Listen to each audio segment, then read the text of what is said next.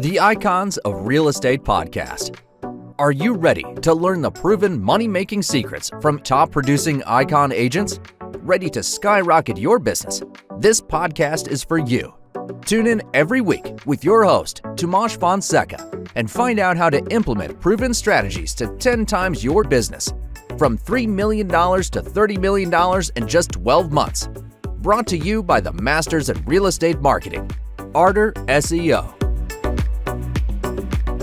Hello, ladies and gentlemen. Welcome to the Icons of Real Estate podcast. I am Luis, your host, and today we have a very special guest from Alabama, Amanda Spears. She's from Gulf Shores, and she's going to let us know how she has done 150 transactions within the last 7 years. So she has a lot of experience, and she's going to let us know about her story. How are you today, Amanda? Great. How are you? Very well, thank you.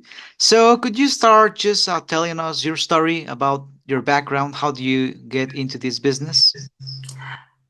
So in 2004, I made a move from North Alabama to South Alabama with my family due to job transfer, and it was not a good experience.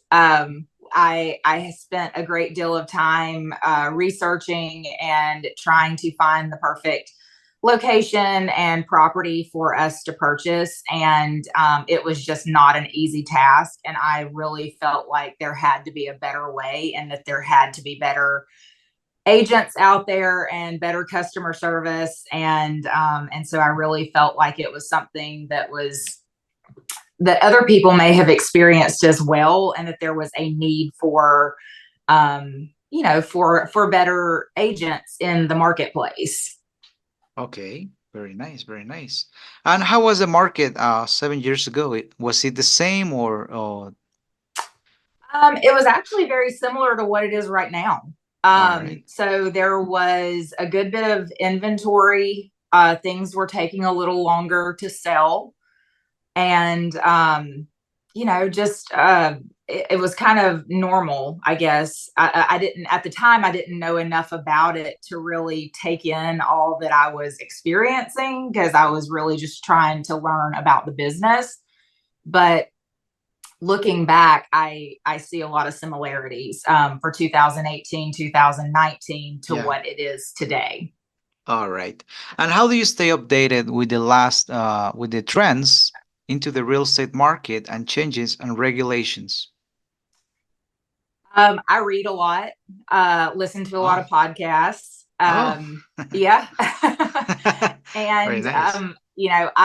I've tried to stay up to date. I have my accredited buyer representative, certification.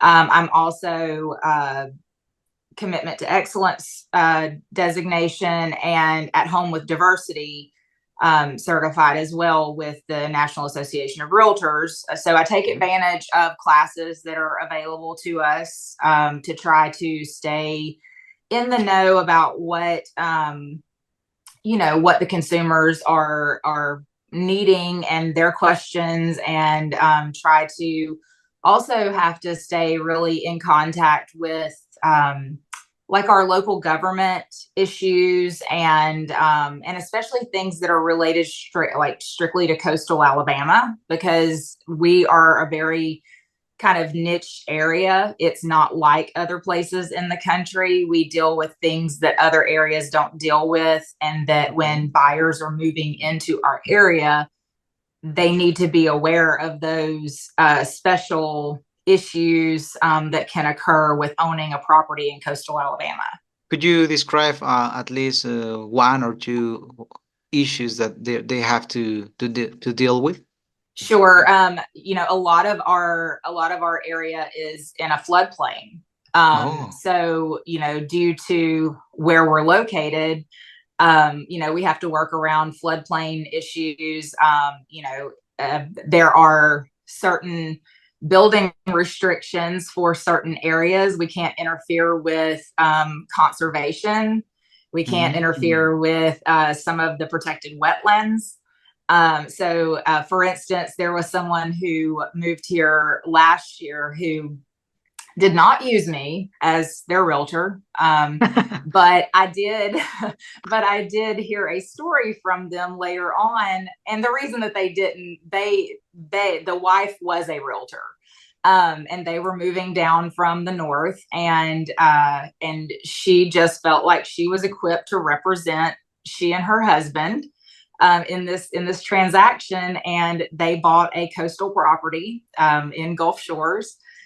And whenever they went to go get the permitting to build their home, they weren't able to do some of the things, and they had a lot less land to build on than they thought they did, because they didn't do their due diligence. She didn't have anyone who was an expert in the area to kind of guide her on the things to look for on that property.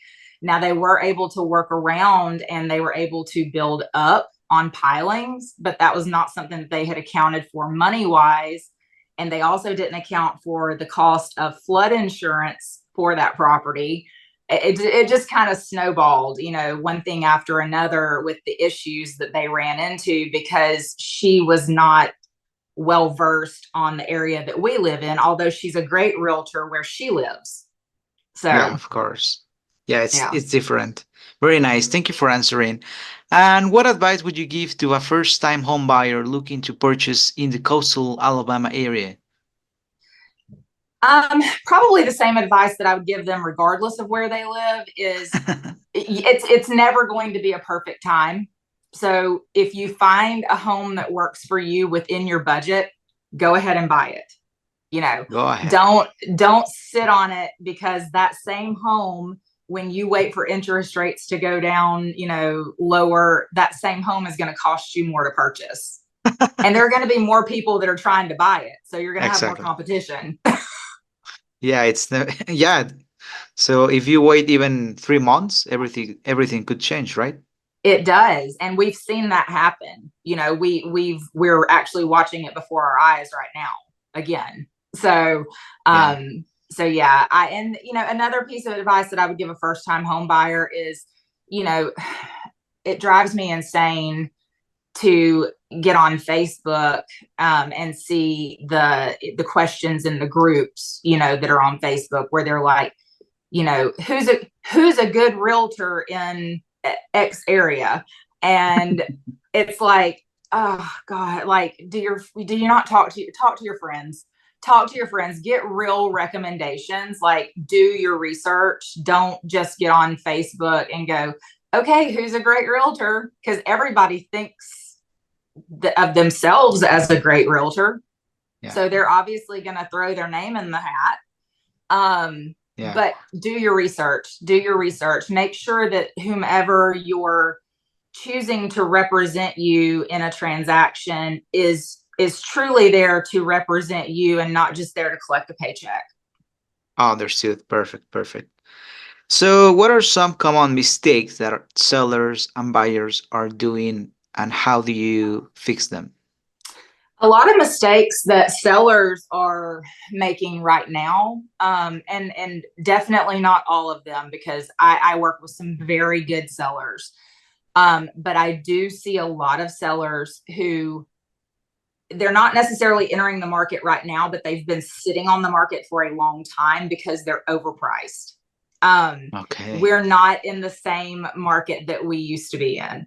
And so, just like we adapted with the increase, we have to adapt with the decrease. And so when you have more listings available, they're sitting on the market longer, interest rates are higher, something has to give if you want to sell. So, I tell my sellers, it does me no good to price you in such a way that I can't get you to the closing table. Okay. I don't like to just say I have a bunch of listings. I love having a bunch of listings, don't get me wrong, but I don't want to just be able to say I have these listings. I want to sell my listings. Yeah, exactly. And so if I can't make it to where I can work with a buyer to get them and my seller to the closing table, then I can't do my job. And so a lot of sellers are, just like I said, they're kind of still stuck in the 21, 22 era, and Yeah. and just haven't gotten past that yet, and they almost feel like well, why can't we get back there? And nobody has that crystal ball. Nobody has the answer. No. I don't know how to get back there. I don't know if we'll ever get back there. But what I do know is we're not there now. And so what we have to do is, if you want to sell now, you have to price accordingly. You have to be willing to work with buyers on concessions. You have to be able to resolve yourself to paying a buyer's agent. All the little things that you do to move a home along to closing. Awesome. As far as buyers go, I guess the Buyers. biggest, so I guess the biggest thing that I'm seeing right now with buyers is that they're still waiting. Rates came down from almost 7 into the 6s, and now they're waiting for rates to come down into the 5s. It's like, okay, where's the line? So you've missed out on these great homes because you were waiting on it to drop another quarter point. Let's go ahead and get you moving, because again, you've missed this one and you've missed that one. So I just find that buyers are kind of sitting on their hands, and they're a little bit afraid to make the move in the market. But while they're afraid, they're missing out on great properties that would work and be perfect for their family. So awesome. And what is making the Alabama Gulf Coast an attractive place to live and invest into the real estate market? So everyone, has always had an attraction to the beach, and there's just a natural draw to the water for people. What also draws everyone to our area is we are so full of culture and activity, and we have a lot of industry coming to our area. The projected growth for Baldwin County is just off the charts. And we have, in comparison across the country, our property taxes, insurance, just quality of life in general it just ranks, at the top of the charts. So you probably have heard about a lot of the insurance issues, like in Florida, with trying to get condos insured, or the just ridiculous assessments that are put on the condo associations, and so it's forcing people out just left and right. And we in Alabama actually, are a great alternative to people moving to Florida. They can come to Alabama. Condos are still insurable here. Our property tax rates are lower, and our beaches are just as beautiful. So they're kind of getting a better alternative coming here. And I hate that they're kind of forced out by necessity, but it's good for us and good for our market. We have some really great, big industrial players in our area. We have the Port of Mobile. And so it really offers a very diverse situation, just 30 minutes, from the eastern shore of Mobile Bay, which is Baldwin County, where I live. Just across the bay in Mobile is the port. And so we have Austal and Airbus, and just some major players there. And just north of us in Bay Minette, Alabama, the Novellus plant is going in, and they are just bringing, just an unlimited number of jobs into the area. So it's really, really growing, really exciting.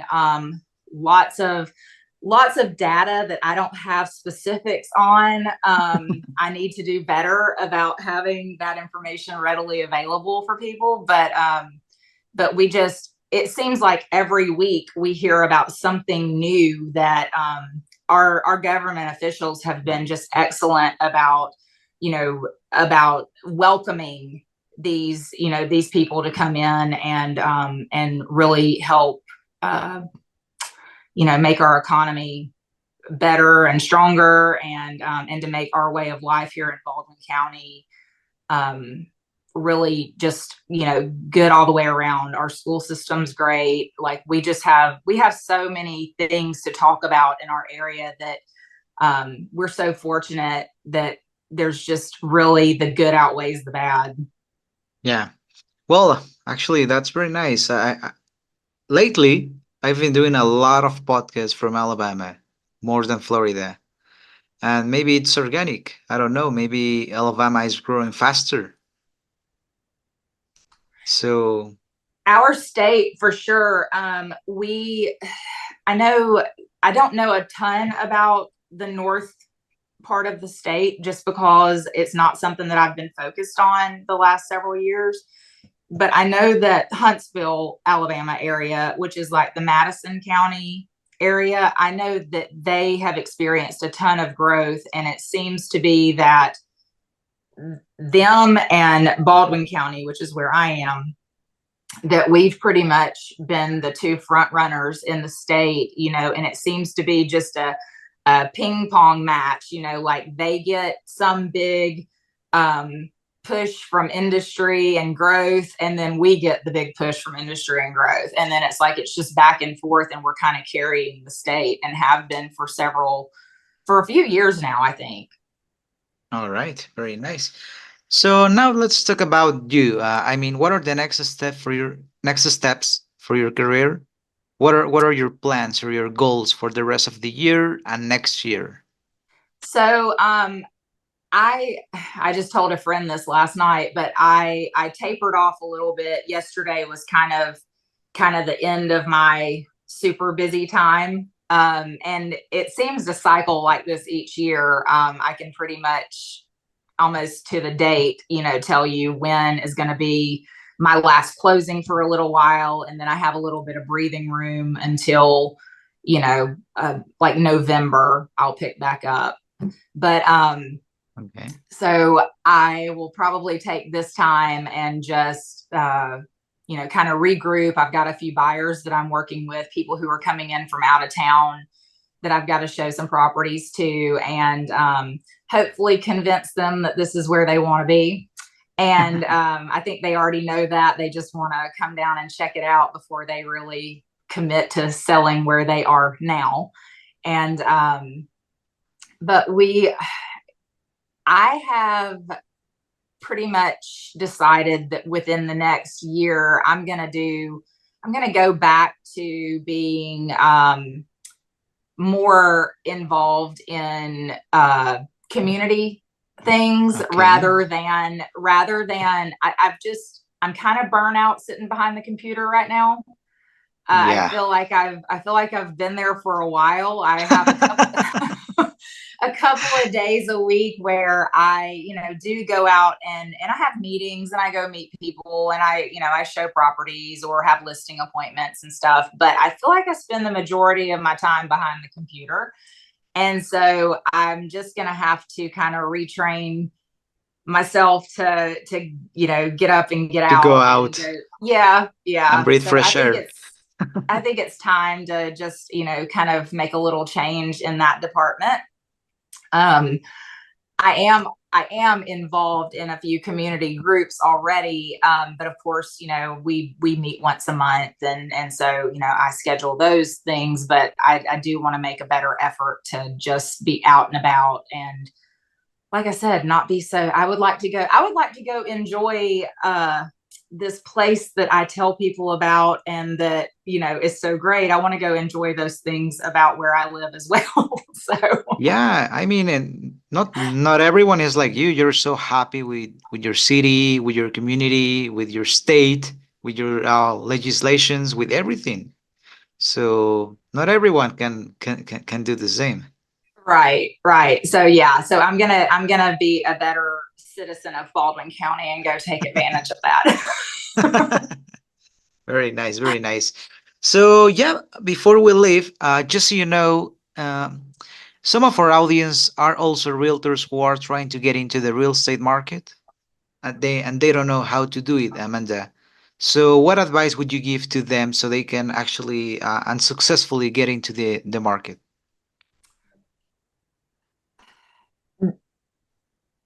Again, do your research. Okay. I would tell them 100%, do your research. Don't, just because your bestie is at XYZ agency, don't go there. That's not, because it's a fit for them does not mean it's a fit for you. I'm with Bellator Real Estate, and Bellator was my fifth brokerage in my first year. Yeah. I've been with them now for 6 years. So, but if it's not a good fit for you, change. Don't sit there and be stagnant because you don't want to ruffle any feathers, Yeah. I am a firm believer in, if it is not a good fit, don't keep yourself there. And so I would definitely advise that they do their research. Talk to different brokerages. Don't ever feel like the brokerage is hiring you. Yeah. You're hiring them. So if they can't Oh. provide for you what you need from them, they're not where you need to be. And if I would also advise that they don't stop learning. Whatever it is that they learned in order to take the test and pass the test pretty much goes out the window the day that you start selling real estate. I don't know if I can tell you a single transaction or two transactions that were the same. They're not, ever. You're going to run into something different every time. And the more experience you can get under your belt, the better. At least, talk to other people, talk to experienced agents. Don't compare your journey to somebody else's. Yeah. These agents that started in 21, 22, It was different. I'm not taking anything away from them. Kudos to them if they sold 100 properties. I don't know. Bottom line is, things were different then. That is not the norm. What's normal is build your business, do it the right way, talk to people. You cannot sit and wait for things to fall out of the sky like they were, the last couple of years. You have to be willing to work. It's a job. It's not a quick way to make income. It's not an easy hobby. This is a job. You're dealing with people's real lives and their real money and their real futures. And so the biggest purchase ever.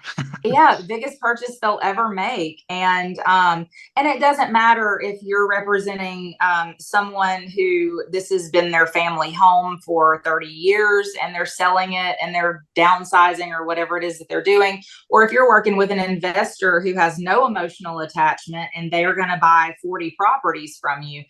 It doesn't matter. This is still someone, you are being a steward of someone else's time, money, and future. And so you have to treat it as such. And so I just really hope that we can get some little higher standards in place with National Association of Realtors. That's probably my biggest goal, like later down the line, is to really push for raising the bar on what it takes to be a realtor, and to hold that designation, that you're not just somebody who woke up one day and decided that you thought this would be a fun hobby, and that you actually have to put some skin in the game and treat it like a job. And it's no different than you clocking in and out every day that you have to get up and actually work at it. Perfect, perfect. This is definitely a very, very nurturing episode because you really have a lot of experience. Even if you've been into the market for only 7 years, Amanda, you have more experience than the average realtor. So well, actually, 150 transactions in 7 years, it's way more than the average realtor. So yeah, so it means you are really, really a nice real estate professional. And it was such a pleasure to have you here at Icons of Real Estate. Do you have anything else you would like to share, Amanda? Just, if I'm always available. So, if anyone, has questions, wants to know about our area or, anything, just feel free to reach out. I feel like not only is it my job to be a good agent, it's also my job to, help to, like, if I expect that our association does more in raising the bar for other agents to be part of our industry, that it's also, part of my job as an experienced agent to assist them in that. So Yeah. I feel like it starts at the individual level and locally and goes out from there. And so if there aren't strong agents who are willing to help others be better, that that's part of our job. And I feel like if we're not willing to do that, then this might not be a good fit for you either. So Exactly. Very nice, Amanda. Thank you very, very much for being here at Icons of Real Estate. It was such a pleasure to meet you. And I encourage the audience to contact you, not only sellers and buyers, but also realtors in your area who are maybe having a question or they need some help from you. happy to help. Well, thank you so much for having me. I really appreciate y'all reaching out and letting me be a part of this. Thank you very much, Amanda. See you another time. Bye bye. Thank you. Bye bye.